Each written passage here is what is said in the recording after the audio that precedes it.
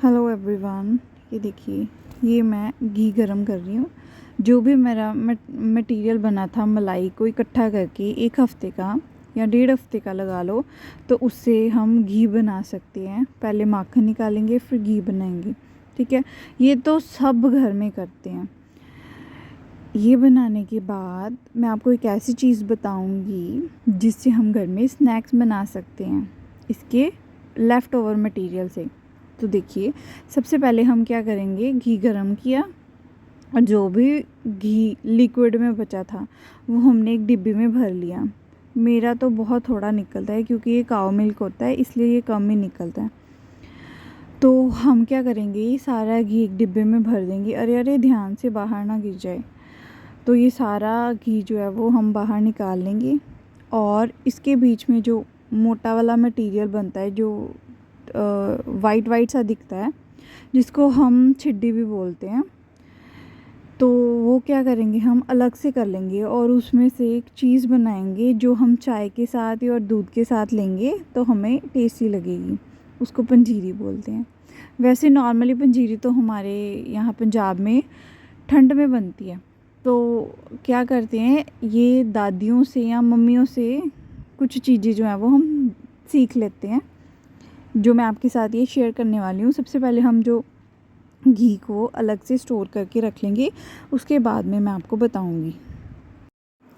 तो इतना घी मेरे काऊ मिल्क से निकला है। आपका देखना कितना निकलता है, ट्राई करके देखना। कुछ लोग तो निकालते हैं, कुछ लोग मलाई को वैसे ही परांठी वगैरह के साथ खा लेते हैं, ब्रेड वगैरह में लगा के भी खा लेते हैं और उस टोस्टर्स भी बन जाते हैं उसके। तो चलिए, ये जो कढ़ाई थी वो हमने खाली कर दिया है और उसको जो भी मटेरियल बना था, सॉलिड मटेरियल, उसको अलग से निकाल दिया हमने। अब हम इसमें क्या करेंगे, 2-3 चीज़ें डालेंगे।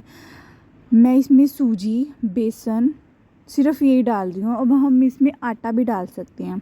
तो हम 2 चम्मच सूजी का लेंगे और अगर आप ऑप्शनल है, अगर आप 1 चम्मच आटा डालना चाहते हो तो वो भी डाल सकते हो। 1 से 1.5 चम्मच ही डालना इस मटेरियल के लिए। और उसमें एक भर के बेसन का चम्मच वो मैं डालूँगी इसमें। अब उसको रोस्ट करेंगे हम। इसमें घी का यूज़ बिल्कुल भी नहीं करना है। सूजी जो है वो मैंने ड्राई रोस्ट करके ऑलरेडी फ्रिज में रखी हुई थी, क्योंकि गर्मियों में ये क्या होती है, ख़राब हो जाती है।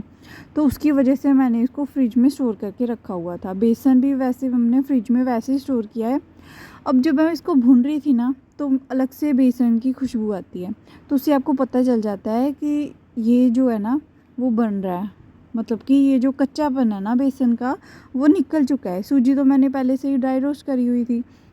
अगर आपका मन हो या मटेरियल जो है वो घी का कुछ ज़्यादा निकल गया हो, सॉलिड वाला, तो आप 1 से 2 चम्मच आटा भी इसमें ड्राई रोस्ट कर सकते हैं। इसमें घी बिल्कुल भी नहीं डालना, क्योंकि जब हम बाद में इसमें वो वाला मटेरियल डालेंगे ना, तो ये खुद ही घी इसको सोख लेगा सारा। इसको हम ड्राई रोस्ट करेंगे। इसमें छोटे छोटे लम्स बन रहे हैं, देखा आपने। तो अब हम इसको बिल्कुल सिम पे कर देंगे। अगर ये नीचे लग रहा है तो सिम पे करके हम धीरे धीरे इसको चलाते रहेंगे। इसके छोटे छोटे जो लम्स हैं ना वो ख़त्म हो जाएंगे। अब धीरे धीरे से इसको चलाएंगे सारा। ये जो है मुझे बहुत ही यम्मी लगता है अगर दूध के साथ या चाय के साथ ले रही हूँ तो हल्का सा भूरापन हो गया, इसका ब्राउनिश रोस्ट हो गया। तो अब हम इसमें क्या करेंगे, जो मटेरियल था हमारा, हाँ मैं आपको एक चीज़ बता दूँ, जब जैसे मैंने दूध गर्म किया तो उसमें इलायची डाल दिया, हरी इलायची, मोटी इलायची डाल दिया, तो वो मलाई जो है वो मैं तब भी स्टोर कर लेती हूँ। तो उससे क्या है, वो चीज़ें जो हैं बीच में रह रही हैं तो उसकी भी खुशबू आ रही है। अगर आपके पास प्लेन मलाई है तो वही रहने देना, वो ही इसमें डाल देना। तो ये मैंने आपको वैसे ही आपके साथ शेयर किया है। इलायची वगैरह इसमें डली हुई है, इसकी वजह से ये ऐसे दिख रही हैं। तो इसमें मैंने छोटा चम्मच छोड़ के बड़ा वाला चम्मच ले लिया है, तो मेरा हाथ थोड़ा सा जल रहा था उसकी वजह से। अब हम इसको फिर से थोड़ी देर के लिए करेंगे।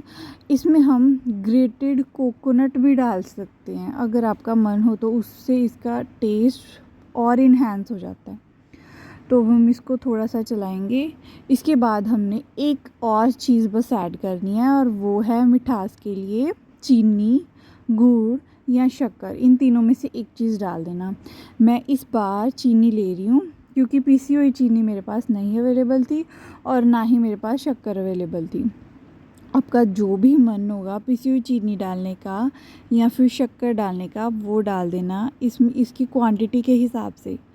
तो मैं इसकी क्वांटिटी के हिसाब से ही इसमें चीनी डाल रही हूँ। 2 मिनट के लिए इसको फुल फ्लेम पे चलाएंगे और थोड़ा सा हीट होने लगेगा तो शक्कर तो चीनी जो है वो थोड़ी सी मेल्ट होनी शुरू हो जाएगी, तो हम गैस को साथ में ही बंद कर देंगे और 2 मिनट के लिए ऐसे चलाएंगे ताकि हमारी चीनी जो है वो चिपके नहीं। तो टाना ये हमारा रेडी हो गया है। अब हम इसको चाय के साथ, कॉफ़ी के साथ या फिर दूध के साथ भी शाम के टाइम पे ले सकते हैं। बिस्किट नमकीन से तो भाई मैं बोर हो गई हूँ। ये वाली चीज़ आप ट्राई करना, हफ्ते में 1 आध बार बनती है तो ये खाने में भी थोड़ी यम्मी रहती है। ट्राई ज़रूर करना।